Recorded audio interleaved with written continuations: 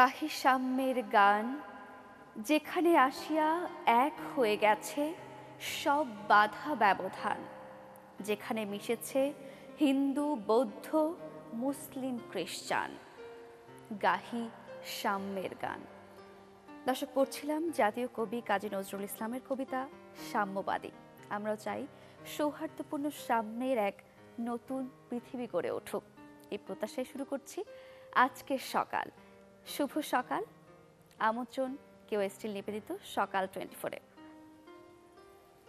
দর্শক, আজ বুধবার 13 ভাদ্র 1431 বঙ্গাব্দ এবং 28 আগস্ট 2024 খ্রিস্টাব্দ। আপনাদের সাথে রয়েছে আমি সারিকা তাবাসসুম। দর্শক, আয়োজনের শুরুতেই আমরা একটু পত্রিকায় নজর দেব, দেখে নেব আজকের দিনের সব প্রধান প্রধান শিরোনামগুলো। আমরা শুরু করব সমকাল দিয়ে। আশ্রয় কেন্দ্র থেকে ফিরে নতুন জীবন যুদ্ধ, বানের পানি নামছে, বিধ্বস্ত ঘর নিয়ে দুশ্চিন্তা, মৃত্যু বেড়ে 27, এখনো পানিবন্দী 12 লাখ পরিবার। বৈধতা ফিরে পেতে জামায়াত শিবিরের আবেদন, প্রজ্ঞাপন হতে পারে আজ। স্বজনের আর্তনাদ, অপেক্ষা দেহাবশেষ পাওয়ার, 50 ঘন্টা পরও উদ্ধার অভিযান শুরু হয়নি। ভবন অতি ঝুঁকিপূর্ণ ঘোষণা, 8 সদস্যের তদন্ত কমিটি, একটি ভিডিও নিয়ে নানা প্রশ্ন।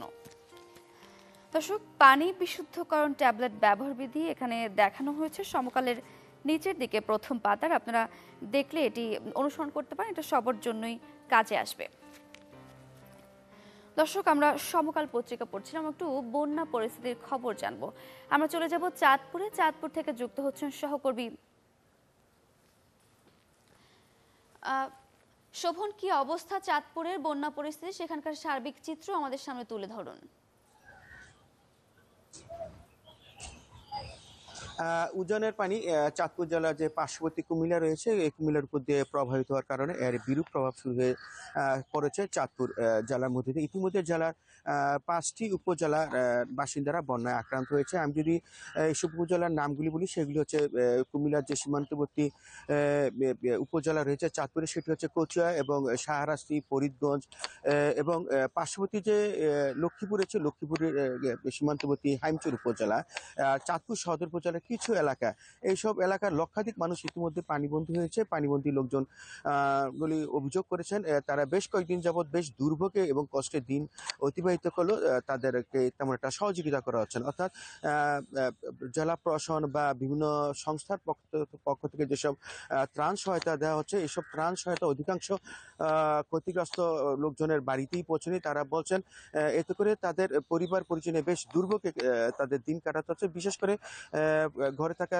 যেসব বাচ্চা শিশু রয়েছেন এবং বয়োবৃদ্ধ লোকজন রয়েছেন, তাদেরকে নিয়ে তাদেরকে বেশ দুশ্চিন্তায় তারা রয়েছেন। এদিকে আমি চাঁদপুর পানি উন্নয়ন বোর্ডের সাথে কথা বলেছি, তারা যেটি জানিয়েছেন চাঁদপুর উপর দিয়ে পদ্মা মেঘনা নদীর পানি প্রবাহিত হয়েছে এবং সেটি বর্তমানে বিপদসীমার অনেক নিচ দিয়েও প্রবাহিত হচ্ছে। অর্থাৎ পানি বিপদসীমার 50 থেকে 60 সেন্টিমিটার নিচে দিয়ে প্রবাহিত হয়েছে। আমি চাঁদপুরের বন্যা আক্রান্ত বেশ কয়েকটি উপজেলা ঘুরে দেখেছি, বন্যায় ইতিমধ্যে যে আমনের যে বীজতলা রয়েছে, এইসব বীজতলা পুরা পানিতে নিমজ্জিত হয়ে ব্যাপক ক্ষয়ক্ষতি হয়েছে। কৃষকরা বলেছেন এই যে জমিতে থাকে যে ধান এবং বীজতলা যে নষ্ট হয়েছে, এখান থেকে তাদের ঘুরে দাঁড়াতে বেশ তাদের সময় লাগবে, কারণ অধিকাংশ কৃষকই বিভিন্ন এনজিও বা ব্যক্তি থেকে ধার দেনা করে জমিতে ফসল ফলিয়েছিলেন। এখন যেন তারা যেন আবার দাঁড়াবেন, তাদের জন্য বেশ কষ্টকর হয়ে যাবে।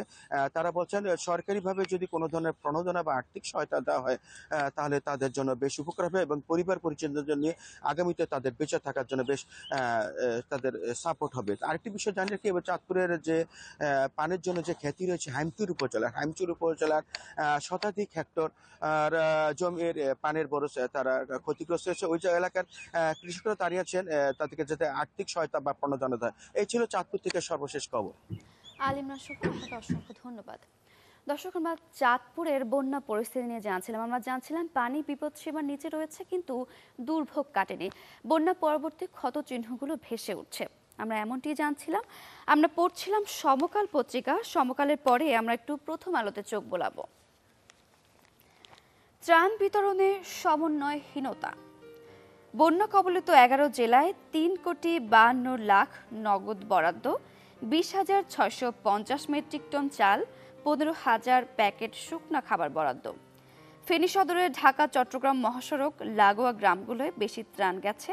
কুমিল্লার প্রত্যন্ত অঞ্চলে ত্রাণের অপেক্ষায় অনেকে। হোয়াইট হাউসের বিবৃতিতে বাংলাদেশের প্রসঙ্গ নেই। যুক্তরাষ্ট্রের প্রেসিডেন্ট জো বাইডেন গত সোমবার ভারতের প্রধানমন্ত্রী নরেন্দ্র মোদীকে ফোন করেছিলেন। তাদের সেই ফোনালাপ বাংলাদেশ প্রসঙ্গে এসেছে বলে নরেন্দ্র মোদীর এক্স হ্যান্ডলার ও ভারতের পররাষ্ট্র মন্ত্রণালয়ের বিজ্ঞপ্তিতে উল্লেখ করা হয়েছে। অথচ এই ফোনালাপের বিষয়ে প্রচারিত হোয়াইট হাউসের বিবৃতিতে বাংলাদেশের প্রসঙ্গ নেই। নিষ্কাশন ব্যবস্থার ঘাটতি, পানি নামছে ধীরে ধীরে। আকস্মিক বন্যার পানি সাধারণত 2 থেকে 3 দিনের মধ্যে নেমে যায়। দেশের সিলেট বিভাগ ও তিস্তা অববাহিকায় প্রতি বছরই একাধিকবার আকস্মিক বন্যা দেখা যায়। তা বেশি দিন স্থায়ী হয় না। কিন্তু ভিন্ন চিত্র দেখা যাচ্ছে দেশের দক্ষিণ পূর্বাঞ্চলে। ফেনী, নোয়াখালী, লক্ষ্মীপুর, কুমিল্লা ও পার্বত্য চট্টগ্রামের জেলগুলো আকস্মিক বন্যায় আক্রান্ত হয়েছে 1 সপ্তাহের বেশি সময় হলো। দর্শক, প্রথম আলোতে আমরা প্রধান প্রধান শিরোনামগুলো দেখে নিচ্ছিলাম। প্রথম আলোর পরে আমরা চোখ বুলাবো যুগান্তরে। নিষেধাজ্ঞার পরও 290 কোটি টাকায় ড্রেজার ক্রয় টেন্ডার। আওয়ামী লীগ সরকার পতনের দাবিতে রাজপথে। বৈষম্য বিরোধী ছাত্র আন্দোলনে একদিনে সবচেয়ে বেশি প্রাণহানি ঘটে 4 আগস্ট। ওই দিন সারা দেশে আন্দোলনকারী ছাত্র জনতার উপর আইন শৃঙ্খলা রক্ষাকারী বাহিনী, আওয়ামী লীগ ও সহযোগী সংগঠনগুলোর নেতাকর্মীদের হামলায় দেশ রণক্ষেত্রে পরিণত হয়।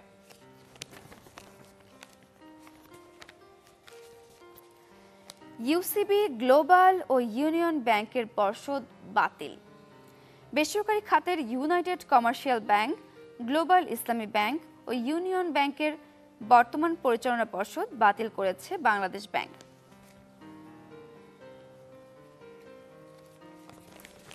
ফেনীতে বন্যার উন্নতি, নোয়াখালী, কুমিল্লায় অবনতি, ত্রাণ বঞ্চিত হাজার হাজার পরিবার। দর্শক, প্রত্যেকটি পত্রিকাতেই বন্যা নিয়ে শিরোনাম করা হয়েছে। আমরা দেখছিলাম যুগান্তরেও সেম। আমরা যুগান্তরের পরে বণিক বার্তার শিরোনামগুলো দেখে নেব। গুমের ঘটনা তদন্তে কমিশন গঠন। আওয়ামী লীগ সরকারের সময় আইন শৃঙ্খলা রক্ষাকারী বাহিনীর হাতে গুমের ঘটনা তদন্তে হাইকোর্টের একজন অবসরপ্রাপ্ত বিচারকের নেতৃত্বে 5 সদস্যের কমিশন গঠন করেছে সরকার। সারের চাহিদা প্রায় 69 লাখ টন, দেশে মজুদ 18 লাখ টন। চলতি অর্থবছর সারের মোট চাহিদা হতে পারে প্রায় 69 লাখ টন। মোট রাসায়নিক সারের 70%-রও বেশি ব্যবহৃত হয় শুধু বোরো ও রবি মৌসুমে, যা শুরু হচ্ছে 2 মাসের মধ্যে। সাবেক সেনাপ্রধানরা সাহস দেখালে শেখ হাসিনা বিতর্কিত নির্বাচনের মাধ্যমে টানা 15 বছর ক্ষমতায় থাকতেন না। বিভিন্ন বিডিআর বিদ্রোহের দিন শেখ হাসিনা যমুনায় অবস্থান করছিলেন। জেনারেল মঈন ইউ আহমেদও তখন সেখানে ছিলেন, কিন্তু সেখান থেকে পরিস্থিতি মোকাবেলার জন্য কার্যকর কোনো সিদ্ধান্ত আসছিল না। এতদিন পর আমি এখনো মনে করি যে সেনাবাহিনী দ্রুত অ্যাকশন নিলে হয়তো কিছু পরিমাণে হলেও ক্ষতি কমানো যেত। বণিক বার্তার শিরোনামগুলো তো দেখছিলামই। সবশেষে আমরা দৈনিক ইত্তেফাকের শিরোনামগুলো দেখব। আন্তর্জাতিক মঞ্চে বাংলাদেশের পাশে থাকবে রাশিয়া। বাংলাদেশে নিযুক্ত রাশিয়ার রাষ্ট্রদূত আলেকজান্ডার মন্টিটস্কি বলেছেন, আন্তর্জাতিক মঞ্চে রাশিয়া বাংলাদেশের পাশে থাকবে। গতকাল মঙ্গলবার রাষ্ট্রীয় অতিথি ভবন যমুনায় অন্তর্বর্তী সরকারের প্রধান উপদেষ্টা অধ্যাপক ডক্টর মোহাম্মদ ইউনূসের সঙ্গে সৌজন্য সাক্ষাৎ করে তিনি একথা বলেন। বন্যার নিউজ আমরা দেখছি দৈনিক ইত্তেফাকেও। এখনও পানিবন্দী 12 লাখ পরিবার, মৃত বেড়ে 27। ফারাক্কা গেট খুলে দিলেও নতুন কোনো এলাকা প্লাবিত হয়নি বলেছেন ত্রাণ উপদেষ্টা। গুম হওয়া ব্যক্তিদের তালিকা করতে 5 সদস্যের কমিশন আমরা পড়ছিলাম। এই ছিল মোটামুটি আজকের দিনের প্রধান প্রধান শিরোনামগুলো। দর্শক, ব্রাহ্মণবাড়িয়ায় ব্যাপক ক্ষতি হয়েছে বন্যায়। ধীরে ধীরে পানি নামায় ফুটে উঠেছে ক্ষতচিহ্ন। নষ্ট হয়েছে বিস্তীর্ণ ফসলি জমি, পুকুরে মাছ ভেসে যাওয়ায় নিঃস্ব অনেকে। ব্রাহ্মণবাড়িয়া থেকে আরো জানাতে যুক্ত হচ্ছেন আমাদের সাথে সহকর্মী প্রকাশ দাস। প্রকাশ দাস, আমরা যেমনটি বলছিলাম, ব্রাহ্মণবাড়িয়ায় বন্যার পানি কমতে শুরু করেছে এবং সেই সাথে সাথে বন্যা পরবর্তী ক্ষতচিহ্ন ভেসে উঠতে শুরু করেছে। তো এখন কি পদক্ষেপ নেওয়া হচ্ছে? জি সারিকা, আপনাকে জানিয়ে রাখি যে ব্রাহ্মণবাড়িয়ার ভারত সীমান্তবর্তী আখাউড় কসবা উপজেলার যে বন্যা পরিস্থিতি সেটার কিন্তু উন্নতি হয়েছে। ইতিমধ্যেই কিন্তু বিভিন্ন গ্রাম এবং বাসাবাড়ি থেকে যে বন্যার পানি সেটাও কিন্তু সরে গেছে। তবে বন্যার পানি নেমে গেলেও যে ক্ষয়ক্ষতিগুলো রয়েছে সেগুলো কিন্তু অনেকটা দৃশ্যমান। বিশেষ করে কৃষি খাতে এবং মৎস্য খাতে কিন্তু মারাত্মক ক্ষতি হয়েছে। আপনাকে জানিয়ে রাখি যে যেহেতু এখন রূপা আমন মৌসুম চলছে, সেই রূপা আমন মৌসুমকে কেন্দ্র করে কিন্তু ব্রাহ্মণবাড়িয়ায় শুরুতে কিন্তু প্রায় 12,500 হেক্টর জমিতে কিন্তু ধানের চারা রোপণ করা হয়েছিল। তবে এর সপ্তাহ 10 দিনের মধ্যে কিন্তু বন্যার জল চলে আসার কারণে এখানে কিন্তু প্রায় 7,500 হেক্টর জমির ধান কিন্তু পানির নিচে তলিয়ে যায়। এতে করে কিন্তু এখন আপনার যে বন্যার পানি নেমে গেলেও যে 7,500 হেক্টর জমির তলিয়ে গিয়েছিল সেগুলো কিন্তু এখন পানি নেই। তবে তাদের যে এই ফসলগুলো রয়েছে সেগুলো কিন্তু অনেকটাই নষ্ট হয়ে গেছে বেশিরভাগ জমিরই। তো কৃষকরা কিন্তু জানিয়েছেন যে যেহেতু এখনো মৌসুম রয়েছে সেক্ষেত্রে কিন্তু তারা নতুন করে আবার ধানের যে জ্বালা রয়েছে বা চারা রয়েছে সেগুলো কিন্তু আবার নতুন করে কিনে সেগুলোকে আবার রোপণ করে নতুন ভাবে তাদের যে চাষাবাদ রয়েছে সেটাকে চালিয়ে নিতে হচ্ছে। এছাড়াও কৃষকরা জানিয়েছেন যে যেহেতু এই বন্যার পানির কারণে বীজতলাও ক্ষতি হয়েছে সেক্ষেত্রে কিন্তু তাদেরকে অতিরিক্ত দামে বীজতলা কিনে কিন্তু আবারও নতুন ভাবে তারা কিন্তু ধানের চারা রোপণ করছেন। এছাড়াও আপনাকে জানিয়ে রাখি যে এই ব্রাহ্মণবাড়িয়ার যে পাহাড়ি ঢলের কারণে যে জেলার বিভিন্ন স্থানে কিন্তু যে পুকুর এবং মাছের ঘের রয়েছে, যে মৎস্য বিভাগের তথ্য অনুযায়ী প্রায় 860টিরও বেশি পুকুর এবং মাছের ঘেরের যেখানে মাছ চাষ করা হতো সেগুলো কিন্তু বন্যার পানিতে ভেসে গেছে। এবার যার কারণে কিন্তু প্রায় 19 কোটি টাকার মতো ক্ষয়ক্ষতি হয়েছে বলে মৎস্য বিভাগ জানিয়েছে এবং এই ক্ষতির পরিমাণ আরো বাড়তে পারে বলেও কিন্তু তারা আমাদেরকে বিষয়টি নিশ্চিত করেছেন। তো আপনাকে জানিয়ে রাখি যারা মৎস্যজীবী রয়েছে তাদের সাথে আমাদের কথা হয়েছে, তারা যেমনটা জানিয়েছেন যে আসলে এখানে যারা মাছ চাষের সাথে জড়িত তাদের অধিকাংশ কিন্তু রয়েছেন তরুণ উদ্যোক্তা, যারা কিন্তু মূলত বিভিন্ন ব্যাংক ঋণ নিয়ে বা বিভিন্ন ধার কর্জ করে কিন্তু তারা এই মাছের চাষগুলো করেছিলেন। তো সেই ক্ষেত্রে কিন্তু তারা নতুন করে ঘুরে দাঁড়াতে সরকারের কাছ থেকে কিন্তু আর্থিক যে সহযোগিতা সেই সহযোগিতা কিন্তু চেয়েছেন। তো সংশ্লিষ্ট দপ্তরগুলোর কর্মকর্তারা জানিয়েছেন তারা ক্ষতিগ্রস্ত তালিকা করেছেন এবং সেগুলো সরকারের কাছে পাঠাবেন। সেখান থেকে যে ধরনের প্রণোদনা আসবে সেগুলো কিন্তু ক্ষতিগ্রস্তদের মাঝে দেওয়া হবে। তো গত 21 আগস্ট ভারতের ত্রিপুরা রাজ্যের পাহাড়ি ঢলে আখাউড়া এবং কসবা উপজেলার 60টিরও বেশি গ্রাম প্লাবিত হয়, যেখানে কিন্তু যে কৃষি এবং মৎস্য খাতের ব্যাপক ক্ষয়ক্ষতি হয়েছিল এবং সেই সাথে কিন্তু বাসাবাড়ির এবং আসবাবপত্রের মারাত্মক ক্ষয়ক্ষতি হয়। তো আর যারা বানবাসী রয়েছেন তারা ইতিমধ্যে কিন্তু ঘরে ফিরতে শুরু করছেন, তবে এখনো বসবাসের উপযোগী না হওয়ায় তারা কিন্তু আরো 10 থেকে 15 দিন হাতে সময় লাগবে বলে স্বাভাবিক জীবনযাপন করতে সেটি জানিয়েছেন। তো সারিকা, এই ছিল আমার কাছে ব্রাহ্মণবাড়িয়া থেকে বন্যা পরিস্থিতি নিয়ে সর্বশেষ খবর। প্রকাশ দাস, আপনাকে ধন্যবাদ। দর্শক, ব্রাহ্মণবাড়িয়ায় বন্যার প্রভাব, বন্যা পরবর্তী ক্ষয়ক্ষতি নিয়ে আমরা জানছিলাম কৃষি খাত থেকে শুরু করে মৎস্য খাত, রাস্তাঘাট সব খাতই ক্ষতি হয়েছে, যেমনটি আমাদের সহকর্মী প্রকাশ দাস আমাদের জানাচ্ছেন। এই মুহূর্তে কেউ স্টিল নিবেদিত সকাল 24-এর সময় হলো ছোট্ট একটা বিরতির। ফিরছি আরও আয়োজন নিয়ে, আমাদের সঙ্গেই থাকুন।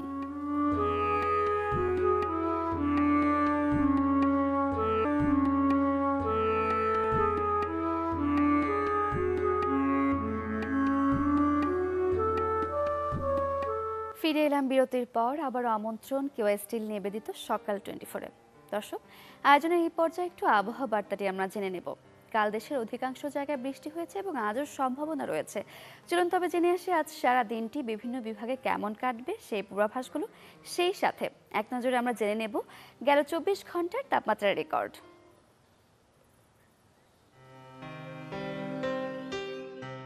ঢাকায় সর্বোচ্চ তাপমাত্রা রেকর্ড করা হয়েছে 33 ও সর্বনিম্ন 26.6 ডিগ্রি সেলসিয়াস। রাজশাহীতে সর্বোচ্চ 33 ও সর্বনিম্ন 25.7 ডিগ্রি সেলসিয়াস। রংপুরে সর্বোচ্চ 34.6 ও সর্বনিম্ন 27.2 ডিগ্রি সেলসিয়াস। ময়মনসিংহে সর্বোচ্চ 32.6 ও সর্বনিম্ন 26.9 ডিগ্রি সেলসিয়াস। সিলেটে সর্বোচ্চ 34.4 ও সর্বনিম্ন 27 ডিগ্রি সেলসিয়াস। চট্টগ্রামে সর্বোচ্চ 31.4 ও সর্বনিম্ন 25.5 ডিগ্রি সেলসিয়াস। খুলনায় সর্বোচ্চ 33 ও সর্বনিম্ন 25.5 ডিগ্রি সেলসিয়াস। বরিশালে সর্বোচ্চ 32.6 ও সর্বনিম্ন 24.4 ডিগ্রি সেলসিয়াস। দেশের সর্বনিম্ন তাপমাত্রা রেকর্ড করা হয়েছে রাঙামাটিতে 24 ডিগ্রি সেলসিয়াস। দেশের সর্বোচ্চ তাপমাত্রা রেকর্ড করা হয়েছে রংপুরে 34.6 ডিগ্রি সেলসিয়াস। নওগাঁ ও মৌলভীবাজার জেলা সহ রংপুর, রাজশাহী, ঢাকা, ময়মনসিংহ, খুলনা ও বরিশাল বিভাগের বিভিন্ন জায়গায় অস্থায়ীভাবে দমকা হাওয়া সহ বৃষ্টি হতে পারে। দর্শক, সকাল 24 আমরা প্রতিদিন চেষ্টা করি দর্শনীয় সব স্থানগুলো নিয়ে আপনাদের তথ্য দেওয়ার। এবার একটু দেশের বাইরের খবর আমরা জানবো। দর্শক, দীর্ঘ সংস্কারের পর আনুষ্ঠানিকভাবে খুলে দেওয়া হয়েছে মিশরের 600 বছরের পুরনো ঐতিহাসিক বিমারিস্তান আল মুইয়াদ। মিশরের পর্যটন ও পুরাকীর্তি মন্ত্রণালয় এবং USAID-এর অংশীদারিত্বে সম্পন্ন হয় এর সংস্কার কাজ। 1418 সালে এটি নির্মাণ করেন মামলুক সুলতান আল মুইয়াদ শেখ।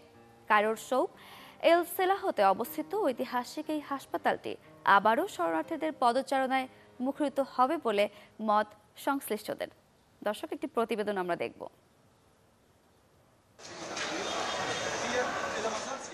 মিশরের প্রাচীনতম স্থাপত্যের অন্যতম নিদর্শন কায়রোর বিমারিস্তান আল মুইয়াদ। দীর্ঘদিন সংস্কারের পর আনুষ্ঠানিকভাবে খুলে দেওয়া হয়েছে কায়রোর সৌক আল সেলাতে অবস্থিত ঐতিহাসিক এই হাসপাতাল। মিশরের পর্যটন ও পুরাকীর্তি মন্ত্রণালয় এবং USAID-এর অংশীদারিত্বে সম্পন্ন হয় এর সংস্কার কাজ। দেশটির পর্যটন ও পুরাকীর্তি রক্ষায় এই সংস্কার বেশ তাৎপর্যপূর্ণ বলে মনে করেন প্রত্নতত্ত্বের সুপ্রিম কাউন্সিলের মহাসচিব। এটি একটি ঐতিহাসিক স্থাপনা। শত বছরের পুরনো এই স্থানে স্থানীয় মানুষের স্বাস্থ্যসেবা দেওয়া হতো। স্থাপত্য রক্ষায় এটি সংস্কার করা হয়েছে, আর এর মাধ্যমে কায়রোর বাসিন্দারা আবার লাভবান হবে। কায়রোর টেকসই প্রত্নতাত্ত্বিক সম্পদ রক্ষা ও পর্যটন শিল্পের প্রসারে বিমারিস্তান আল মুইয়াদ গুরুত্বপূর্ণ ভূমিকা রাখবে বলে মত মিশরে নিযুক্ত মার্কিন রাষ্ট্রদূতের। দুই দেশের মধ্যে দীর্ঘস্থায়ী অংশীদারিত্বও বজায় থাকবে বলে জানান তিনি। এই উল্লেখযোগ্য স্থানগুলো কেবল প্রত্নতাত্ত্বিক সম্পদ নয়, মিশরের টেকসই অর্থনৈতিক উন্নয়নের জন্য এটি বেশ গুরুত্বপূর্ণ। গেল 30 বছরে মিশরের প্রত্নতাত্ত্বিক সম্পদ সংরক্ষণে $140 মিলিয়ন বিনিয়োগ করেছে US।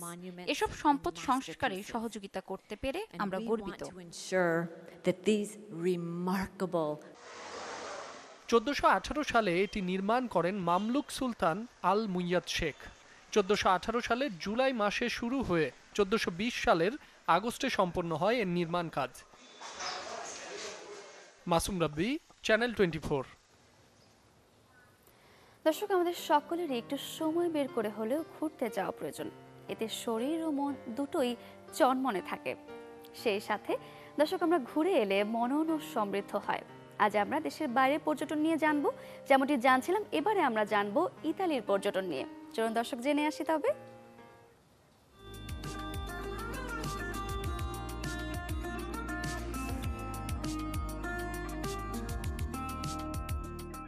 ইউরোপের ইতিহাস, ঐতিহ্য ও শিল্প সংস্কৃতির এক অনন্য তীর্থভূমি ইতালি।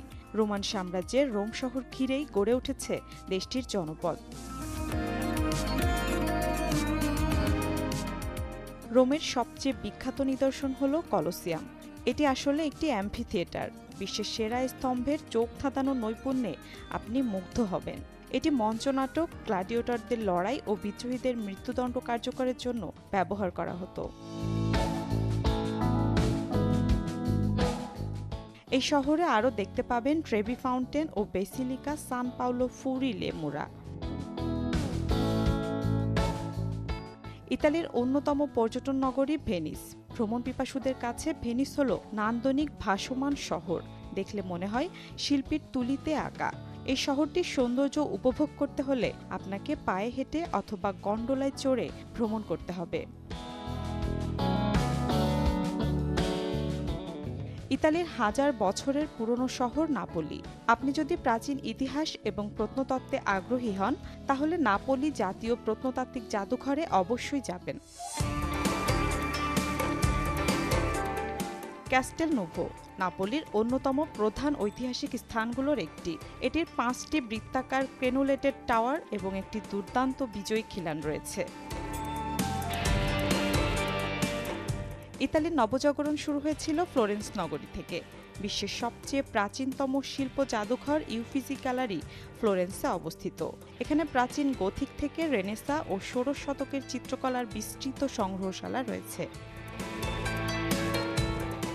মিলানের সান্তা মারিয়া দেল্লে গ্রাজ্জি গির্জায় লিওনার্দো দা ভিঞ্চির দেয়ালচিত্র দ্য লাস্ট সাপার এবং ইতালির বিখ্যাত অপেরা ভবন লা স্কালা দেখতে হলে এই শহরে আপনাকে যেতে হবে। ডুমো মিলান ক্যাথেড্রাল মিলানের আরেকটি জনপ্রিয় স্থাপনা। এটি একটি টেরাকাটা টাইলড গম্বুজ বিশিষ্ট আইকনিক ক্যাথেড্রাল। এছাড়া রয়েছে মাইকেলেঞ্জেলোর বিশাল আকারের মূর্তি, পন্টেভেচিও ব্রিজ সহ অসংখ্য স্থাপনা। ইতালির প্রাচীন গৌরবময় প্রসিদ্ধ নগরী পিসা। এখানে জন্মগ্রহণ করেন বিখ্যাত বিজ্ঞানী গ্যালিলিও।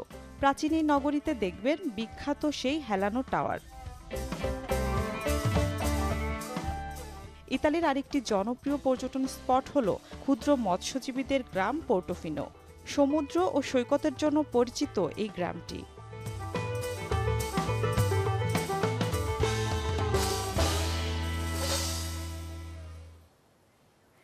দর্শক, তবে এই ছিল কেওয়াই স্টিল নিবেদিত সকাল 24 আজকের আয়োজনে। ফিরে আসবো নতুন দিনে দেশ বিদেশের নানান তথ্য নিয়ে। সেই পর্যন্ত ভালো থাকুন, সুস্থ থাকুন, চ্যানেল 24 এর সাথেই থাকুন। শুভ সকাল।